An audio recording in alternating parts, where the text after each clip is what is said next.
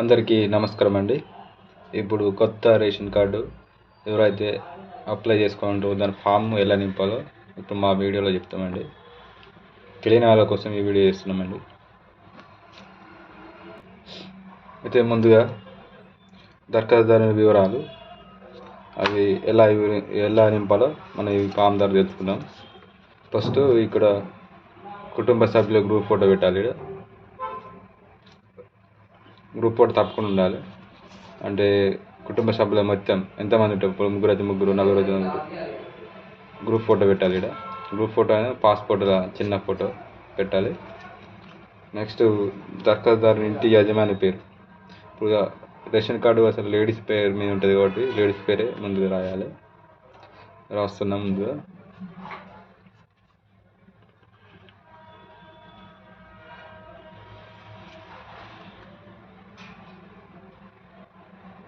సహస్ర ladies పేరు రాసిన నేను.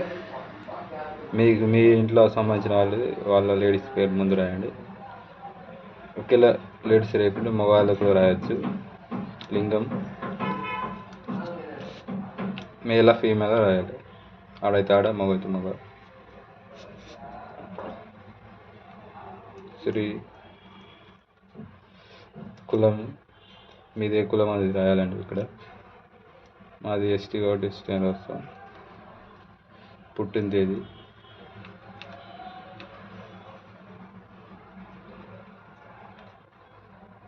'91.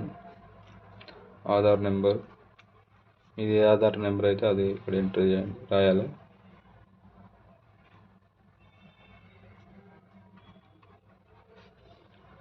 మరి మొబైల్ నెంబర్, మీ మొబైల్ నెంబర్ రాయండి. మీ వృత్తి ఏందో అది ఇక్కడ మీకు సంబంధించిన వృత్తి రాయండి. లేకుంటే డైలీ కూలీ అని కొందరు ఏం వృత్తి చేయాలనుకుంటారు, కూలీ అని రాయొచ్చు. మేము వ్యవసాయం చేస్తాం కాబట్టి వ్యవసాయం రాస్తామండి.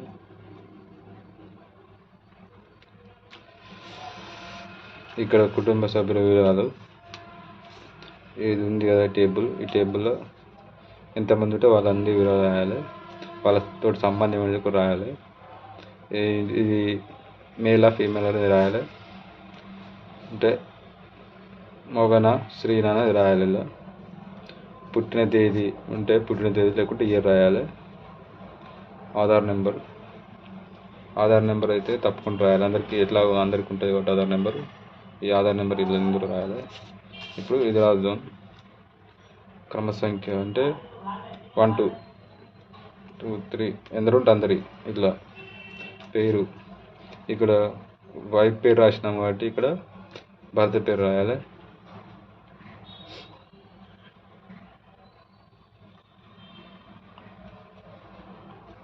భర్త పేరు రాసిన ఏం సంబంధం అనేది, ఈమెకి ఏం సంబంధం అనేది భర్త అవుతాడు కాబట్టి భర్త అని రాయాలి. నెక్స్ట్ పిల్లలు అంటే పిల్లలు.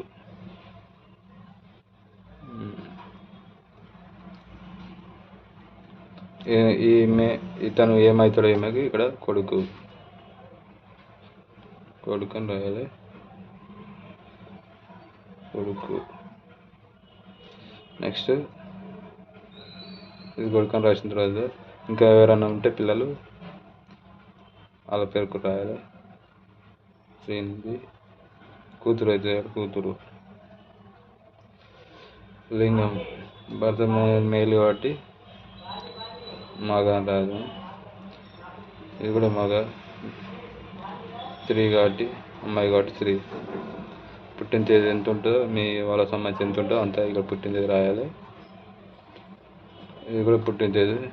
ఒకవేళ పుట్టిన తేదీ లేకుంటే మాత్రం ఇయర్ రాయాలి. ఇప్పుడు ఇలా కొందరు పాతకాలం వాళ్ళకైతే పుట్టిన తేదీ ఇయర్ ఉంటుంది. ఇట్లా ఆధార్ కార్డు పైన ఇయర్ ఉంటుంది.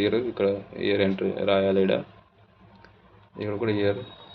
ఆధార్ కార్డు నెంబర్ ఎంత ఉంటే అంత ఇక్కడ రాయాలి. వీళ్ళ ఆధార్ కార్డు కూడా ఎంత ఉంటే అంత. ఇక్కడ కూడా Aadhaar card number full fill up చేయాలి. ఇంకెవరైనా ఉంటే ఇక్కడ వేయాలి. పిల్లలు కానీ ఇంకెవరైనా యాడ్ చేయాలి. కానీ తర్వాత ఇది అయిపోయిన తర్వాత చిరునామా కాబట్టి ఇంటి నెంబర్, మీ ఇంటి నెంబర్ ఎంత ఉంటే అంత రాయాలి. వార్డ్ నెంబర్ అంటే వార్డ్ నెంబర్ కొంత తెలియకుండా వదిలేయండి. అంటే ఓకే, తెలిస్తే ఓకే రాయండి. అది తెలుసు కాబట్టి ఆరు. మీ మున్సిపాలిటీ దేని కిందకి వస్తుందా అది రాయండి. మాది నాకు గ్రామం కాబట్టి రాస్తున్నాడు. తుప్పల్లి మండలం మీద ఏదో మండలం, ఇక్కడ మండలం రాయండి. మా మండలం రాస్తున్నా. జిల్లా మీద ఏ జిల్లా అయితే ఆ జిల్లా రాయండి.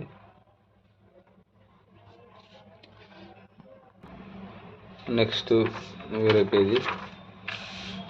ఇక్కడ ప్రజాపాలన రేషన్ కార్డు దరఖాస్తు రసీదు ఉంది కదా, వీళ్ళు వాళ్ళకి సంబంధించింది. వాళ్ళు మనకు రిటర్న్ ఇస్తారు. ఫిల్అప్ చేసిన తర్వాత వాళ్ళు ఫిల్అప్ చేసి మనకి ఇస్తారు.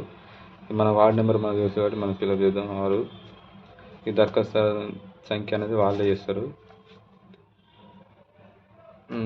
ఎవరి పేరు మీద ఇస్తారో వాళ్ళ పేరు ఇక్కడ రాస్తారు. ఎంత అక్కడ రాసిన ఫుల్ పేరు రాయాలి. ఎప్పుడైనా